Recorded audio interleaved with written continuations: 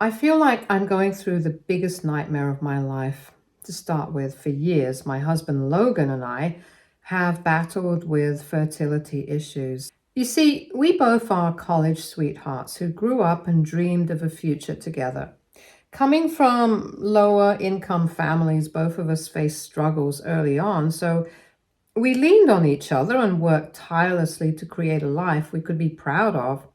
Over the years, we clawed our way up, saving every penny, eventually buying a house and achieving milestones that once seemed so distant.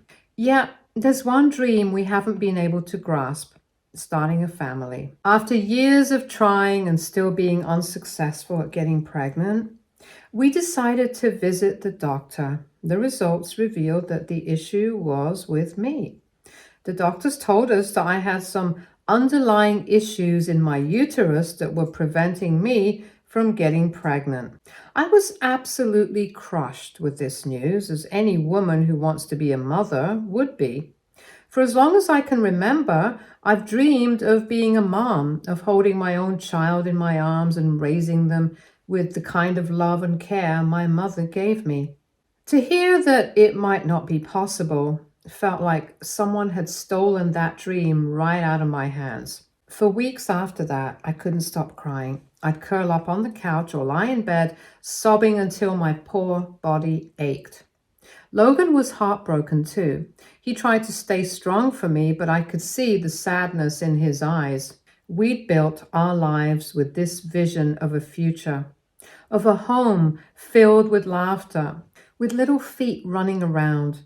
Buying our house had been a milestone for us. It was supposed to be where we would raise our children, where we would create the kind of family memories we'd always dreamed of. Now it felt like an empty space, a hollow reminder of what we might never have. After the initial shock of learning, I couldn't conceive. And after countless tear filled days, Logan and I slowly began to accept our reality, though it wasn't easy. We wanted to keep our dream alive somehow. So we looked into other options like adoption. It seemed like a hopeful option at first, but as we delved deeper, we realized how long and taxing the process could be. The thought of waiting for years, facing endless legal hurdles, and navigating uncertainty felt overwhelming. I didn't want to wait forever. That's when we turned our attention to surrogacy, especially gestational surrogacy. It seemed like the next best option, offering the possibility of having a child biologically connected to both of us. But then came the financial reality. Surrogacy is extraordinarily expensive. And while Logan and I were willing to sacrifice whatever it took, the sheer numbers were staggering. Also, with this option, we needed to be sure about who we were choosing as our surrogate. This wasn't just about finding someone who was willing to carry our child. We had to make sure it was the right person, someone trustworthy and responsible. We had to consider legalities and health screenings and ensure the surrogate fully understood what she was committing to. One evening, I was venting to my best friend Marie about the cost and the challenges of surrogacy. Marie and I have been inseparable since college. She's more than a friend, she's like a sister. We've been through everything together, from late night study sessions to heartbreaks and celebrations. Logan and I both adore her, and she's known him just as long as I have.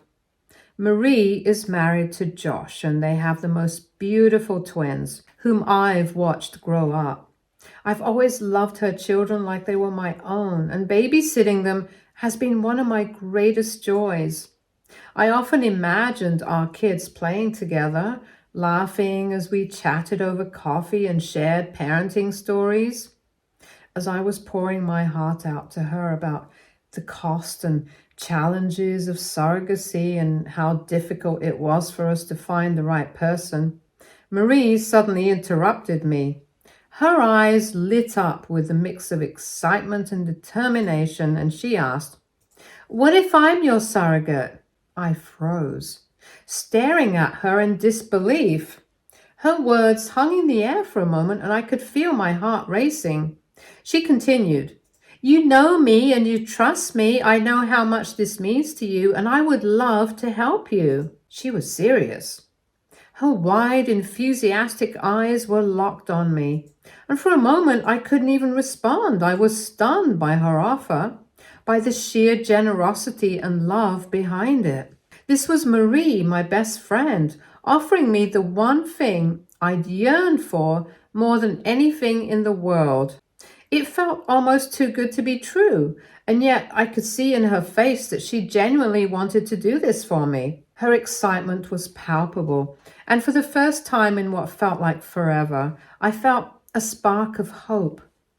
I said yes immediately, without hesitation, and threw my arms around her, tears streaming down my face as I hugged her, overwhelmed by her generosity and love. She hugged me back, and I realized she was crying too. It felt like we were on the brink of something truly extraordinary. Later, we sat down and discussed this decision with our husbands. It wasn't something any of us could rush into without careful thought.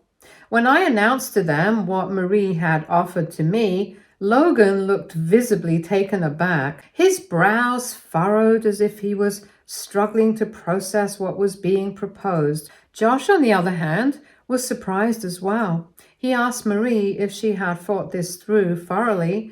I mean, going through the pregnancy and carrying someone else's child is not something to be taken lightly, especially considering all the emotional and physical toll it could take. Marie nodded and assured him that she wanted to do this. She went on to explain that since she didn't want any more children after having her twins, she felt it was an honor to carry my child for me. Josh knew us. He knew the bond Marie and I shared, the depth of our friendship. I could see the initial concern in his eyes fade as he listened to her. After a brief pause, he smiled at her and nodded. "It's your decision to make at the end of the day. I'll support you no matter what," he said, his voice steady and kind. Despite his approval, I could see my husband didn't share the same acceptance. Logan voiced his concerns, saying he wasn't comfortable with Marie carrying our child. I was taken aback by his hesitation.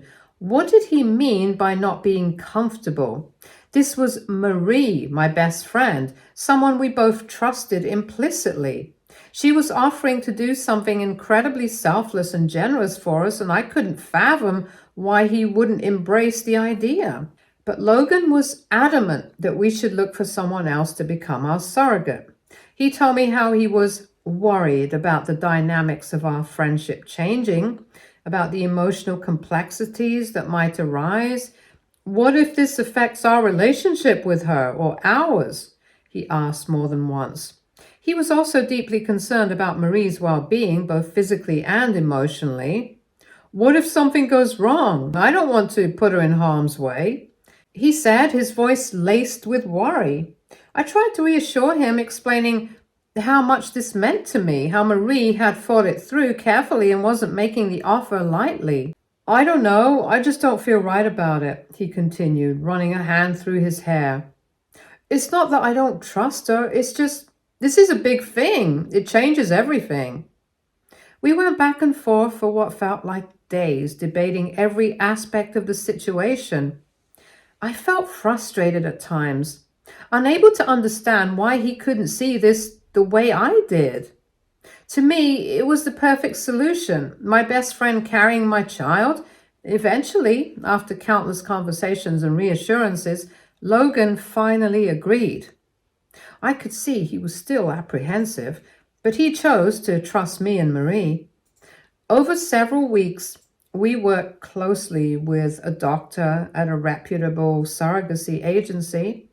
We signed a mountain of paperwork and legal documents that clearly outlined the rights and responsibilities of both parties. We even agreed on a payment plan to compensate Marie for her time and effort. More importantly, we made arrangements for regular counseling sessions and doctor appointments, to ensure her physical and emotional well-being throughout this entire process. Throughout all of this, I was by Marie's side, making sure she knew she could back out at any point if she felt unsure or uncomfortable with anything. I never wanted her to feel trapped or obligated to do this for me, but Marie was steadfast and confident through every step of the way. She kept saying how excited she was to help me become a mother, and her enthusiasm kept my hope alive. And then the miracle happened.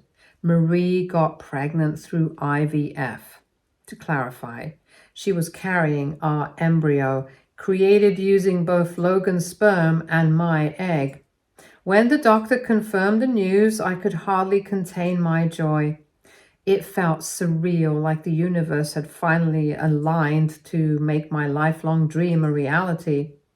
I cried tears of happiness, feeling a deep sense of gratitude towards Marie and the journey we had embarked on together. Logan shared my excitement. We were finally going to be parents. We spent countless nights dreaming about the future, talking about names, imagining what our child might look like, and planning how we'd raise them. I threw myself into preparing the nursery, carefully selecting colors, furniture, and decorations that felt perfect for the little one who was on the way. I bought multiple outfits for our little ones to wear after they were born. Logan and I were in a bubble of happiness, cherishing every moment of anticipation. But my happiness was short-lived. About 3 months into Marie's pregnancy, I went to visit my parents for the day. It was a lovely, relaxed visit as usual. I stayed longer than I had planned, chatting with them and enjoying their company.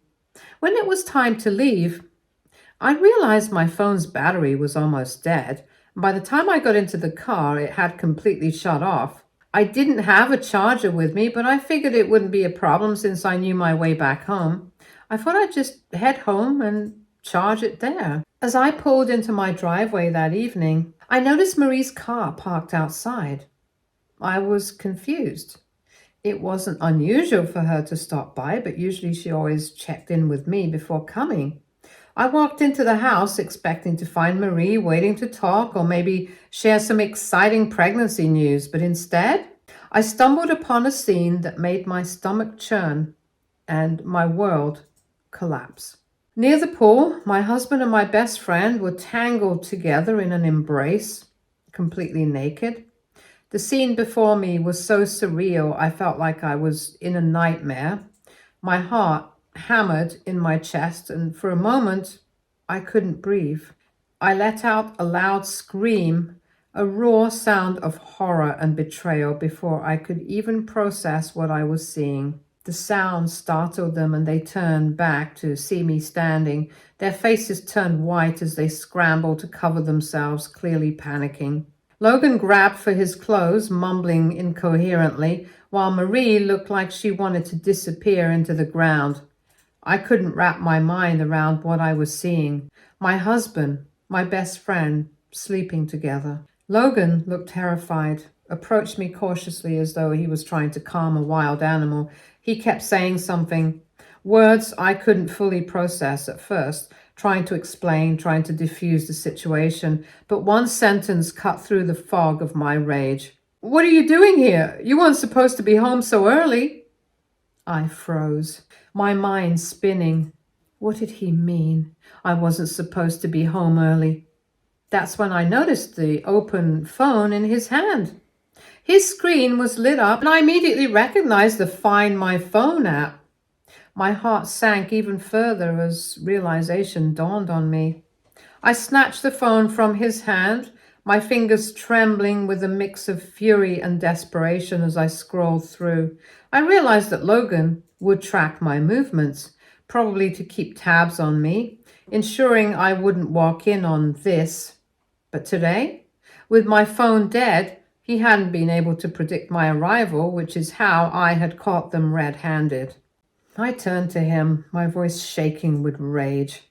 How long have you been tracking me? My question wasn't just about the app, it was about how far this betrayal went, how deeply it was rooted in lies. Logan's lips quivered as he stammered, and then the words came out like a death knell.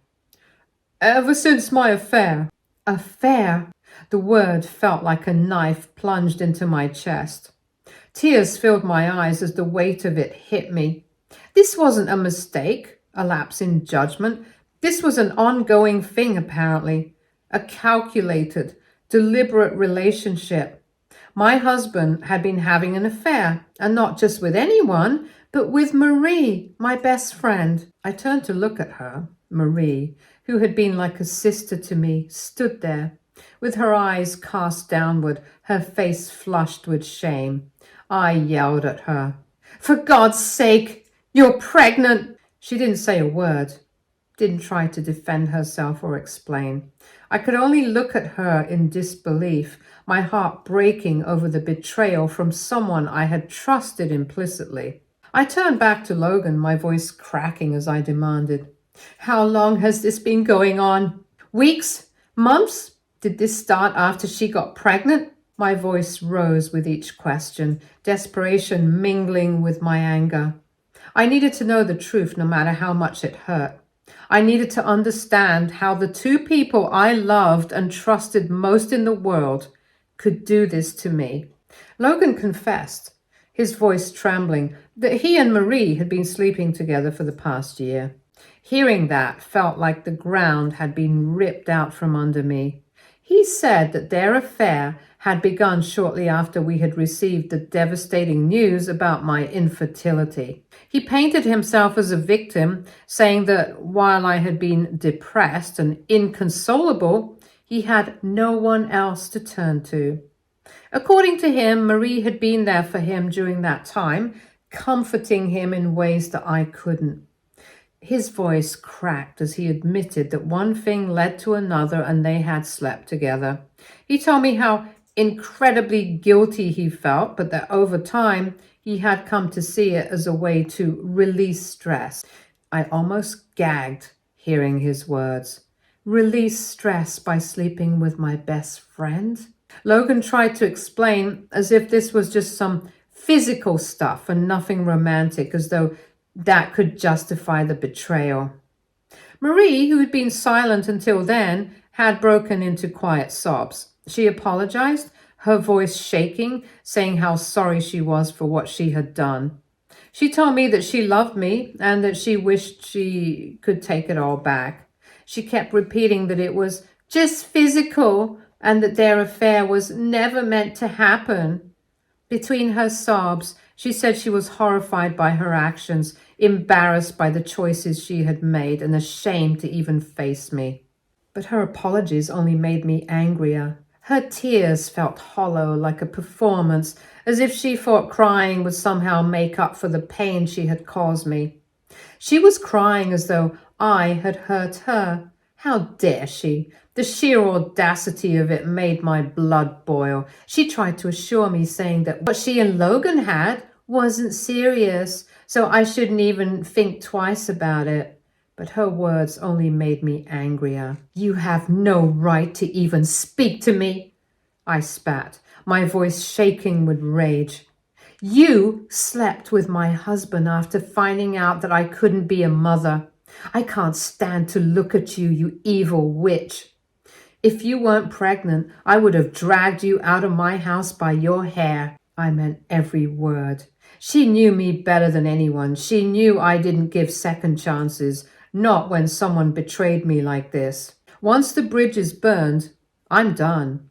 And this was the ultimate betrayal. I poured out my anger, letting her know exactly how I felt. You knew what Logan and I were going through. You knew the pain I was in, and instead of supporting me, instead of being the friend I thought you were, you slept with my husband.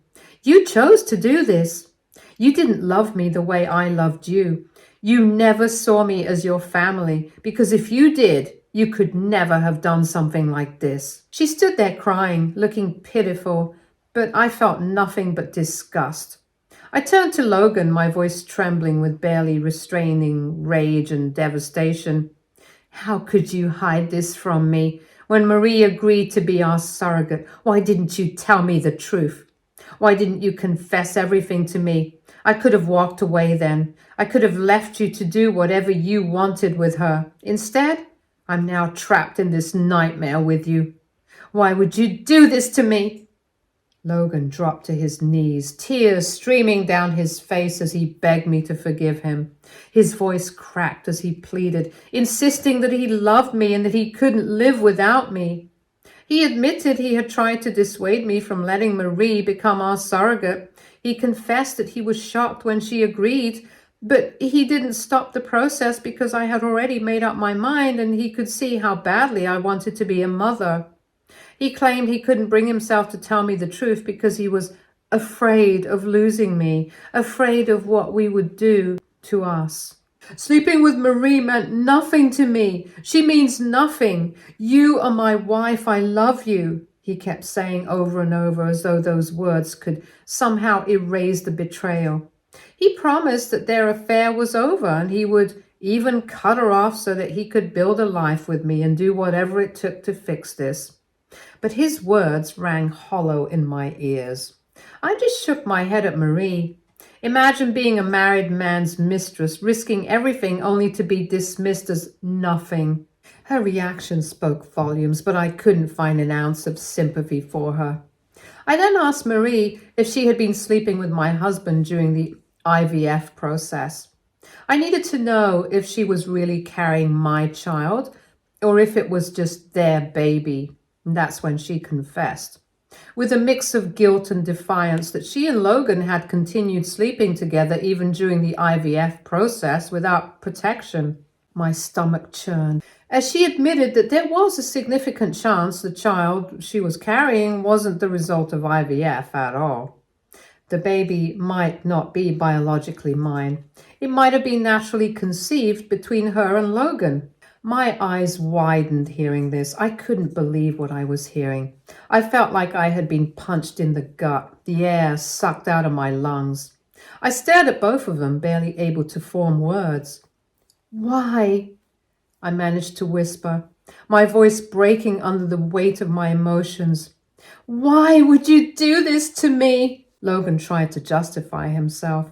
His tone panicked and defensive. Don't listen to her. I'm sure the baby's ours, and even if it isn't, who cares? We're still going to have a kid, and that's what matters. I stared at him in disgust, feeling like he had completely lost his mind. He continued, desperately trying to explain.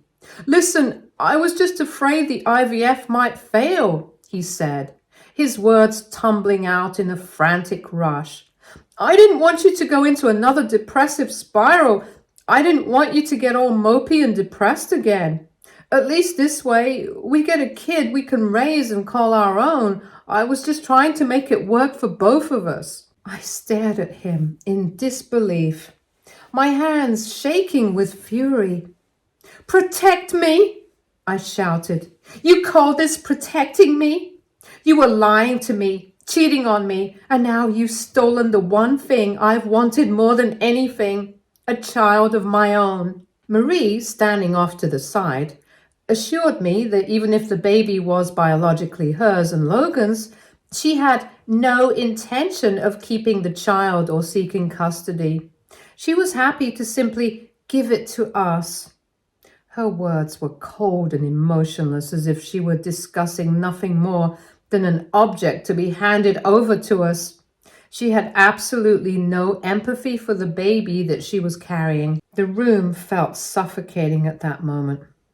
Not only had I caught my husband and my best friend having an affair, but now I had to live with the fact that the child I had been dreaming of, preparing for, and loving in my heart might not even be mine. I knew I could not live with this. I took a deep breath, willing myself to find the strength to confront them. Okay, here's what's going to happen now, I said, my eyes darting between the two of them. I turned to Marie first. Marie, I want you out of my house right now. And just so you know, I'll be calling and informing Josh about your affair with Logan. I'm not going to let him remain a fool any longer. Marie's eyes widened in panic and she opened her mouth to argue that this would destroy her marriage with Josh. But I wasn't interested in hearing another word from her. Then I turned to Logan, the man who had sworn to love and cherish me. The man I had built my life with stood there, looking ashamed and defeated. My voice cracked slightly as I spoke to him, but I refused to let the tears spill over. Logan, I want you to pack your things and get out. I don't want to hear any more of your explanations. I just need time to think, to process all of this. And I can only do that away from you. Whatever apologies you have, whatever excuses you want to make, save it. I don't want to hear them right now. I need space. Logan's face crumpled as he begged me to reconsider. He pleaded with me, saying he didn't want to leave the house and that he wanted to stay and fix things with me. He told me I could fight with him as much as I wanted to, but I couldn't even look at him. After a lot of back and forth, he finally gave in, reluctantly packing a bag and walking out the door with Marie. Once they were gone, I picked up my phone and called Josh. I told him everything, the affair, the possibility that the baby wasn't mine, and their excuses. I told him every horrifying detail. I could hear the shock in his silence and then the devastation in his voice as he asked me to repeat myself as though he couldn't believe what he was hearing. He sounded as broken as I felt. In the end, he thanked me for telling him the truth, his voice cracking with emotion, and we hung up. Ever since then, Logan and Marie have been relentless. They've been calling, texting, emailing, begging for my forgiveness, for a chance to make things right. Logan keeps telling me how much he misses me, how much he loves me, and how he wants us to fix things. He promises that we can get through this, that he'll do whatever it takes. Suddenly, he's ready to go to a counselor and talk things out. But I can't even bring myself to respond. Every time I see his name pop up on my phone, I feel a fresh wave of nausea and anger. I can't imagine trusting him again. I can't imagine ever letting either of them back into my life. AITA if I decide to end my marriage because of this? First of all, thank you so much for all of your incredibly kind suggestions and advice. For everyone asking, I'm honestly relieved I found out about their affair before the baby was born. Logan and Marie are so arrogant and overconfident that they didn't think I would ever question whether the child was mine after it was born. I guess they're so twisted that they just assumed I would just accept the child as mine regardless of whether or not it looked like me. Also, yes, if Marie and Logan were sleeping together during her IVF process, there's a huge chance that she got pregnant with his child and they both could be the biological parents. Hey everyone, it's been a month since my last update here. So for everyone asking, I've decided to separate from Logan. I've discussed all my options with my lawyer, and I feel that separating from him is the best thing for me right now. We have a prenup, so our divorce proceedings should be straightforward. When Marie gives birth, we will be doing a DNA maternity test to determine who the biological mother is. If the child is mine, I will co-parent with Logan. If the child isn't mine, then Logan and Marie can handle it. As for Logan, he's not taking our divorce well. He's been begging for my forgiveness, showing up to the house at odd hours, drunk, crying, and leaving multiple voicemails. Despite his behavior, I haven't given in to his manipulation. It's like I just don't feel any love for him anymore and only want him out of my life. As for Marie, her husband has left her and is now seeking full custody of their twins. Since she cheated, she's not eligible for alimony, and there's a strong chance her husband may win custody rights as well. Marie has now moved in with her parents as she is broke and has nowhere else to go. Marie has sent me several emails since I blocked her on social media, apologizing over and over again. She keeps saying how sorry she is and that she still loves me like a sister, begging me to forgive her. Since our divorces have come to light, Everyone has shunned Logan and Marie, including our families. Logan's parents are furious. His dad has threatened to cut him off from the will and leave the inheritance to his unborn child instead. Marie's parents, who have known me since we were both close friends, have profusely apologized for their daughter's actions, but I haven't bothered replying. It's been 7 months since my last update. For everyone who's waited patiently for an update, thank you. Well, Marie gave birth a few weeks ago, and we finally had a maternity test done. I am not the mother of the child. While I know this is the best news to come from this drama, and believe me, I'm relieved to no longer be involved with Logan and Marie. It also breaks my heart that I'm not a mother. Before their affair came to light, I was so excited about becoming a parent, and now all my dreams have shattered. To make matters worse, Marie and Logan have decided to give up their baby for adoption because they don't want the child. It breaks my heart even further how inhumane and disgusting these two are. I can't believe I ever associated myself with them. Anyway, I've moved to a different city because I felt so miserable living in the same place, constantly reminded of Logan and Marie. They were such a big part of my life for so long, and I depended on them so much. I won't lie, it's been hard, but I've been going to therapy, and I honestly think I'm going to be okay. Stay tuned for more stories from our girl relationships.